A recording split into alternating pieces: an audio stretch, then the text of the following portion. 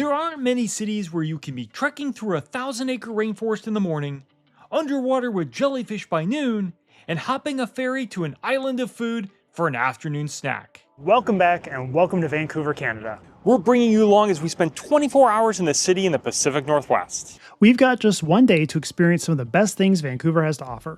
So come and join us as we explore the heart of this diverse city.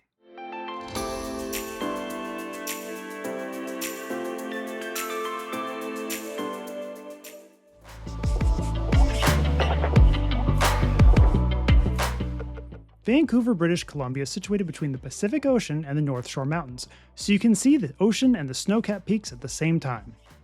Vancouver is a large, modern city home to over 3 million people, making this the third largest city in Canada. You'll find a rich blend of cultures and a deep appreciation of nature here. This city is also a great place to start a journey. There's a large cruise port here, and Vancouver is at the western end of the Canadian Pacific Railway. We're visiting just before we set off on the Rocky Mountaineer into the Canadian Rockies. Our review of that train journey is on the channel, and we'll put a link to that in the description if you want to check it out. You can easily spend a full week exploring Vancouver, but if you only have a short time before you set off on a journey of your own, stick around to see some of the best ways to experience this vibrant city, even with a limited amount of time. We're starting our day at the Fairmont Pacific Rim in Cole Harbour. We recently reviewed this hotel, and if you want to check it out, we'll leave a link to that in the description as well. The location is great, and since we're close to Stanley Park, that's our first stop today. Activity number 1, rent some bikes for a ride to Stanley Park. We've rented bikes at a local shop. There are plenty to choose from. The weather is perfect for a ride, and this is a great way to get around. There are plenty of dedicated bike lanes and lots of great routes. We started our ride to the park by following along the water and enjoying the spectacular views.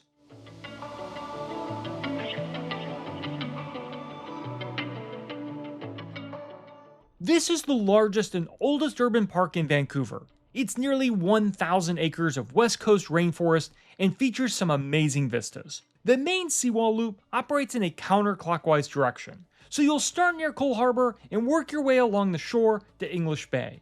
There are many highlights in the park, including our next stop. Stop number 2, the Vancouver Aquarium in Stanley Park.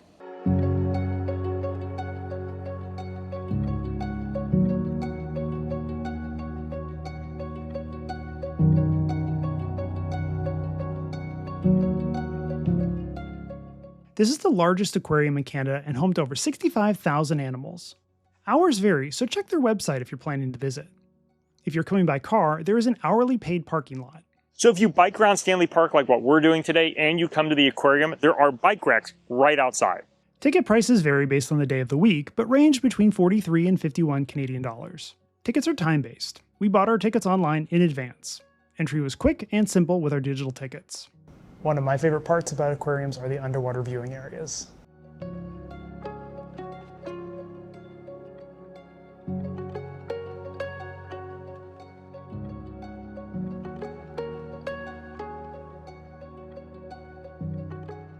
We spent about an hour exploring the exhibits. The aquarium is broken into different areas that focus on different regions of the world. You can easily spend more time here if you want. This aquarium's got some nice indoor and outdoor areas, so there's a good variety, and if the weather's nice, it's a lot of stuff to explore. We really enjoyed the jellyfish, which make up several exhibits.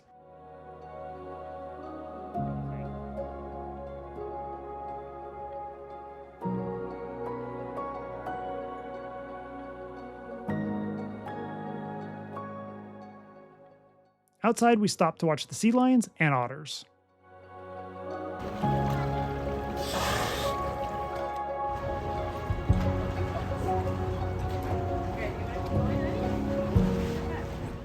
One of the benefits of the aquarium being in Stanley Park is that the outdoor exhibits really feel like you're in a park.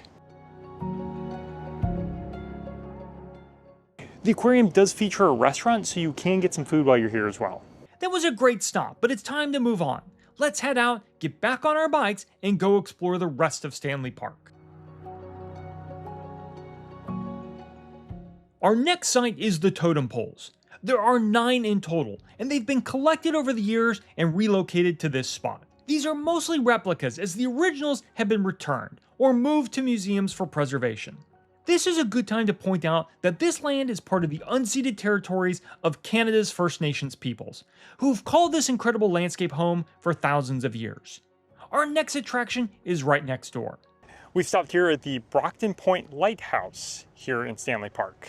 It's a pretty easy bike ride. It's mostly flat, and just a quick note, it is one way most of the way, so make sure you're going in the right direction. From here, you'll ride under the Lions Gate Bridge before passing Siwash Rock. This natural rock formation is over 32 million years old. At this point, you're riding along the shore and Third Beach. This is a popular site for locals.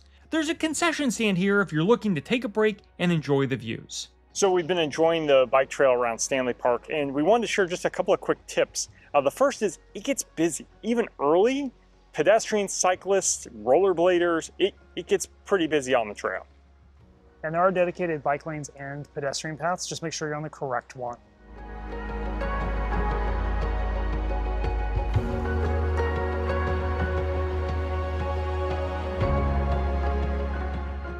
That was a great bike ride. Now it's time for some lunch. There are a lot of cafes, restaurants, and shops in this area, so we parked our bikes and ventured up Denman Street for a short walk. We grabbed a quick lunch at Faux and Love. This was a great little spot. The food was tasty and reasonably priced. After lunch, we fetched our bikes, headed up around Lost Lagoon, and dropped the bikes off at the rental shop. For our half-day bike rentals, we paid about 75 Canadian dollars for the two of us. We stopped by our hotel to change since it was warming up a bit, and grabbed a rideshare to head over to our next stop.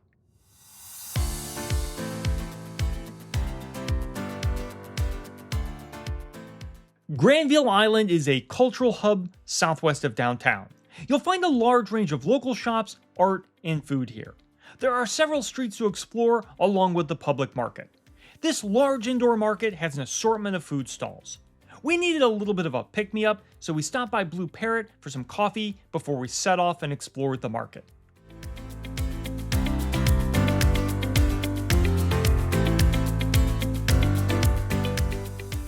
This place is popular, so expect some crowds, but there's a large range of produce, snacks, and other assorted goodies.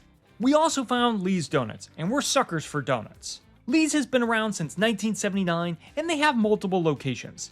This one is popular with tourists and can have quite a line, but we got lucky and walked right up.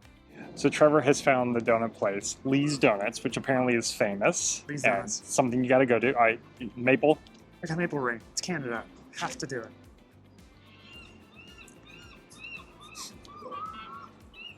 That's good.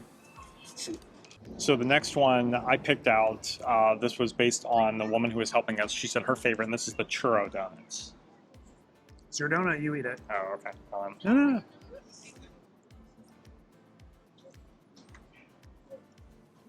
That's a good donut. I love cake donuts. That's really good. It is a light, fluffy cake donut, and then the cinnamon sugar has a nice like crust. Gives it a little bit of a crunch. It looks like it. I didn't know it was a cake donut. That is exciting. It's very good. It's very good. You gotta try it. Without making a huge, oh god, mess. Oh god. Oh god. No. One more. Yeah. The final donut, she said, is the most popular one. It is a honey dipped. Honey dip. donut. So let's take a look at it. Kind of looks like a glazed donut. So let's see. I'm gonna guess it's covered in honey glaze. Oh, it's just a fantastic glazed donut. It is. The donut dough is super soft and fluffy, and then the sugar glaze just kind of like crackles as you bite into it. It's sweet, but not overly sweet, and Nice and fresh. Nice and. I mean, these are like they hit stacks of these. They're very popular. I'm glad we don't live near this. Yeah. If you've been to Lee's, let us know what your favorite variety is in the comments. The market is open from 9 a.m. to 6 p.m. daily, except in summer when it stays open until 7 p.m. Individual business hours may vary, so always check the website. There is a ton to see on Granville.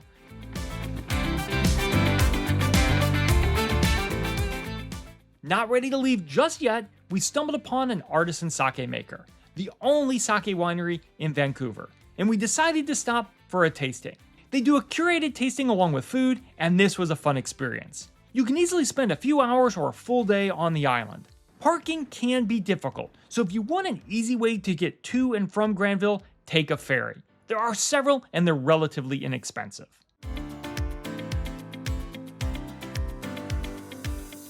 We grabbed tickets on the False Creek Ferry and enjoyed a pleasant ride up False Creek. The ferry ticket was about $8 Canadian per person. This is a great way to get around and see the city from the water. These ferries are tiny little boats and hold about 10 passengers. The captain stands in the center and guides us along. We took the ferry up to the Plaza of Nations, which offered a great perspective of this city. This is on the edge of downtown, so we opted for a leisurely walk back to our hotel through Gastown. We found the iconic steam clock and the line of tourists there to get their photo. The clock itself was broken and had the wrong time, but the steam and whistle are still going. It's been a busy day, but there's one last thing we need to do. Let's get cleaned up back at our hotel, grab a cocktail, and get ready for dinner.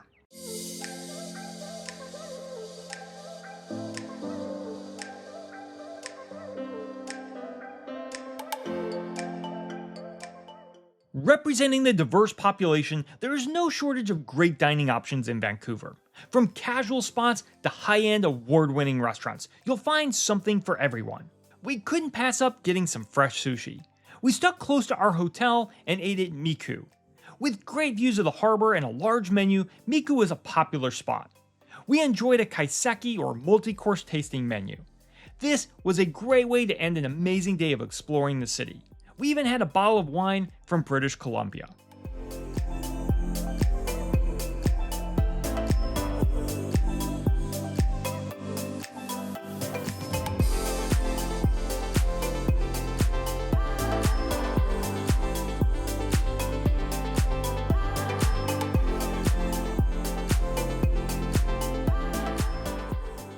What an incredible day. From biking through a massive rainforest this morning to eating world-class sushi right on the harbor tonight, Vancouver completely delivered.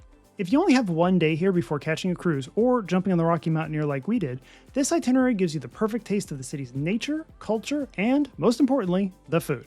Here's a quick cost breakdown for a day like this. Between bike rentals, aquarium tickets, the ferry, and some incredible food, you're looking at about $120 to $150 Canadian dollars per person, depending on where you grab lunch. We splurged for dinner, but you can find great food that fits in any budget. We really enjoyed our time in Vancouver and are looking forward to coming back. This city is incredibly walkable, bike-friendly, and stunningly beautiful. There's so much more to see and do. What are your favorite things to do in Vancouver? Let us know in the comments what we should include on our list for next time. Or if you have another city we should explore, put a comment below. Thanks for making it to the end of the video. If you enjoyed, please give us a thumbs up. We had an early start the next day as we boarded the Rocky Mountaineer train into the Canadian Rockies. If you haven't seen it yet, check that one out. For even more content, check out our channel memberships here and on Patreon. This is where we share exclusive posts and videos that don't fit here on the main channel. Thank you for watching. On to the next adventure.